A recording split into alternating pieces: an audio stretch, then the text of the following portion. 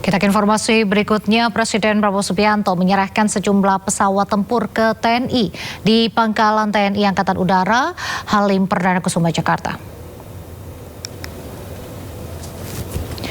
6 pesawat Rafale, 4 Falcon MX dan 1 Airbus A400M Atlas MRTT diserahkan Presiden Prabowo ke Panglima TNI di Pangkalan TNI Angkatan Udara Halim Perdana Kusuma, Jakarta.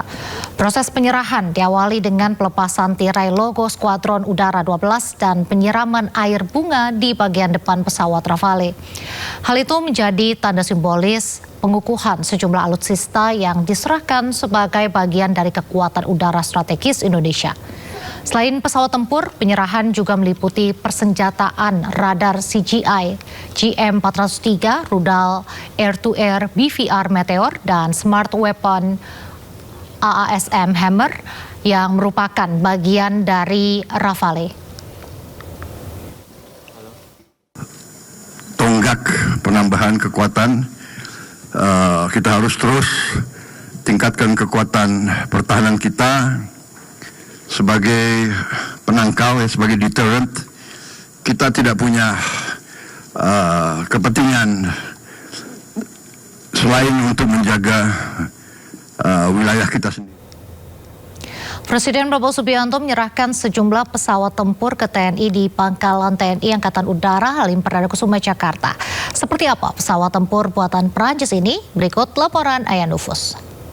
Oke, baik, terima kasih Letkol Olive atas penjelasannya, luar biasa sekali. Nah pemirsa, ini dia, saya ingin mengajak Anda untuk melihat lebih dekat lagi pesawat tempur Rafale. Ini adalah pesawat tempur dengan 2 seat yang sebelah sini, kemudian di belakang ada juga pesawat tempur Rafale yang 1 seat begitu. Tapi memang yang paling menarik adalah ini merupakan konsistensi dari Presiden Prabowo Subianto sejak dirinya menjabat sebagai Menteri Pertahanan Republik Indonesia untuk terus melakukan modernisasi terhadap militer Indonesia, khususnya untuk alutsista, dengan hadirnya tambahan unit seperti pesawat tempur Rafale, kemudian juga 1 unit lagi untuk pesawat Airbus A400M dan juga pesawat VIP Falcon 8X. Boleh sedikit mendekat lagi? Ini bisa saya perlihatkan, ini adalah pesawat yang di belakang sana yang terlihat seperti jet begitu ya, bertuliskan Republik Indonesia. Itu adalah pesawat Falcon 8X, kemudian di belakangnya adalah 1 unit lagi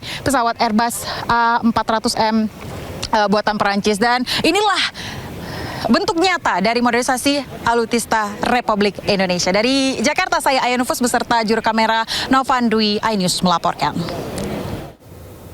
Beralih ke informasi lain, pemirsa, aksi jambret ponsel menjadi kejahatan jalanan yang masih marak hingga membuat resah warga. Di kawasan Kebayoran Baru, Jakarta Selatan, ponsel seorang wanita tamu hotel dirampas saat digunakan di pinggir jalan oleh 2 pelaku yang berboncengan motor.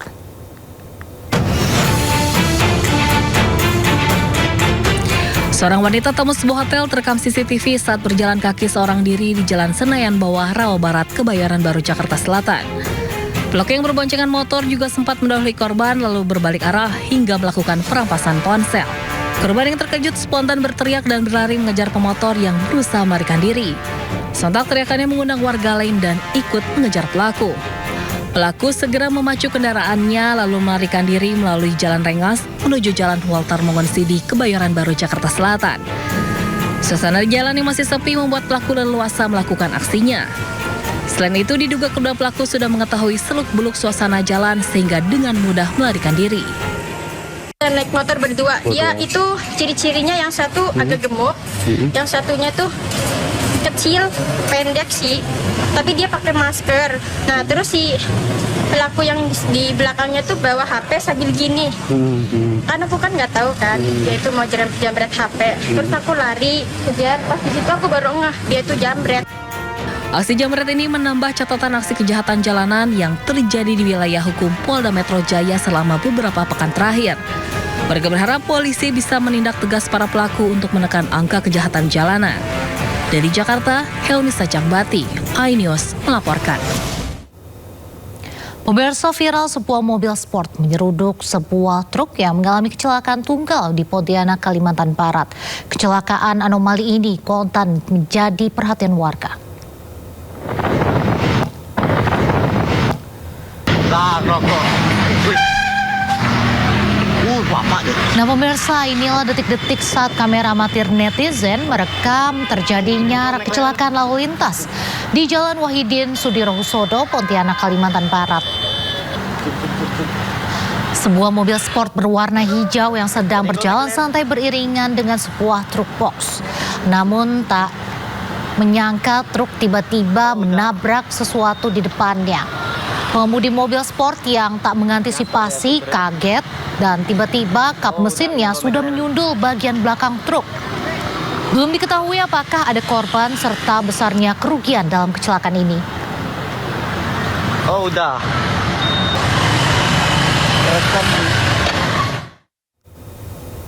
Seorang ayah di Padang, Sumatera Barat tega menganiaya balitanya yang masih berusia 1,5 tahun.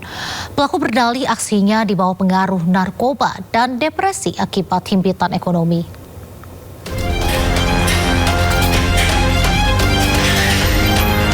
Seorang buruh bangunan di Kota Padang, Sumatera Barat ditangkap usai tega menganiaya anak kandungnya yang masih balita. Aksi kekerasan itu sudah berlangsung selama 3 bulan terakhir. Pelaku berdalih tega menganiaya anaknya karena frustasi masalah ekonomi serta kerap berada di bawah pengaruh narkoba. Tak hanya menganiaya anaknya, pelaku juga menganiaya istrinya jika melarangnya melakukan tindakan kekerasan terhadap korban. Pelaku ditangkap polisi setelah dilaporkan oleh tetangganya ke Polresta Padang. Seorang istri beserta anaknya yang mengalami kekerasan secara fisik yang dilakukan oleh ayahnya. Kondisi korban kita lihat ada beberapa memar bekas gigitan. Kemudian berdasarkan hasil investigasi awal tersebut, korban kita rujuk ke Rumah Sakit Bayangkara Polresta Padang, Kota Padang. Sementara korban yang masih berusia 1,5 tahun menjalani perawatan intensif di Rumah Sakit Bayangkara Padang. Korban menderita trauma berat serta belasan luka gigitan di sekujur tubuh dan alat kelaminnya. Dari Padang, Sumatera Barat, Budi Sunandar, iNews melaporkan. Seorang oknum pimpinan pondok pesantren di Kecamatan Semarang, Kabupaten Garut, Jawa Barat ditangkap polisi usai digeruduk massa karena diduga mencabuli seorang santriwati.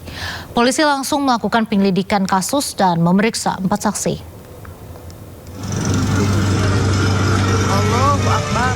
Terekam video amatir warga saat seorang pimpinan ponpes ditangkap polisi karena diduga melakukan pencabulan terhadap seorang santriwati.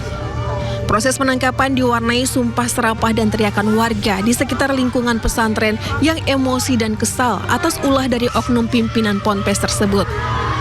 Beruntung setelah dapat laporan, polisi bergerak cepat sehingga pelaku terhindar dari amukan massa. Diamankan supaya tidak terjadi anarkis ataupun main hakim sendiri, sehingga kita amankan di Polres Garut. Untuk laporan sendiri saat ini masih kita dalamin, masih kita dalam melakukan pemeriksaan saksi-saksi, dan korban akan dilakukan visum, baik visum dokter ataupun